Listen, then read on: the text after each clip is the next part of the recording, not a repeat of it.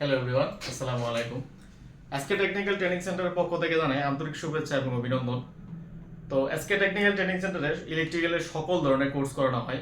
তো আমাদের house wiring মানে বেসিক যে হাউস ওয়ারিং একটা কোর্স আছে, এই কোর্সের মধ্যে আমরা প্রথম স্টুডেন্টদেরকে মানে যেটা শিখিয়ে থাকি বা বুঝিয়ে থাকি।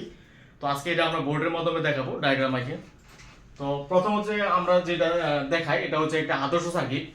একটা আদর্শ সার্কিটে 5টি উপাদান থাকে। তো ওই 5টি উপাদান আমরা ডায়াগ্রামের মাধ্যমে দেখবো একটি একটি করে।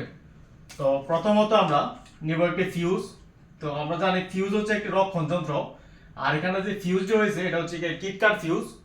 তারপরে আমরা যেটি ব্যবহার করব এটা হচ্ছে একটি সুইচ, এসপিএসটি, সিঙ্গেল পুল সিঙ্গেল থ্রো। আর তারপরে আমরা যেটা ব্যবহার করব এটা হচ্ছে একটা লোড। লোড হচ্ছে আমরা একটা লাইট ইনক্যান্ডেসেন্ট ল্যাম্প বা যে কোনো ধরনের একটা ল্যাম্প ব্যবহার করতে পারি। তারপরে এদিকে যেটা আছে এটা হচ্ছে আমাদের নিউট্রাল। তো আমরা যদি এটাকে এরকম করি, এখানে আমরা লাগাবো একটি 2 পিন প্লাগ। এটা হচ্ছে আমাদের ফিউজ। এটা হচ্ছে আমাদের 2 পিন প্লাগ। তো আমরা এল এল দিব এখানে, কারণ এখানে হচ্ছে গিয়ে সব সময় আমরা চেস্তারের মধ্যে আমরা কন্ট্রোলিং যন্ত্র বলেন, রক্ষণ যন্ত্র বলেন, এগুলো ব্যবহার করে থাকি। তো এখানে দিছি আমরা ফিউজ, এখানে দিছি আমরা এসপিএসটি মানে সুইচ, ববি সুইচ যেগুলো বলে, এখানে হচ্ছে লোড।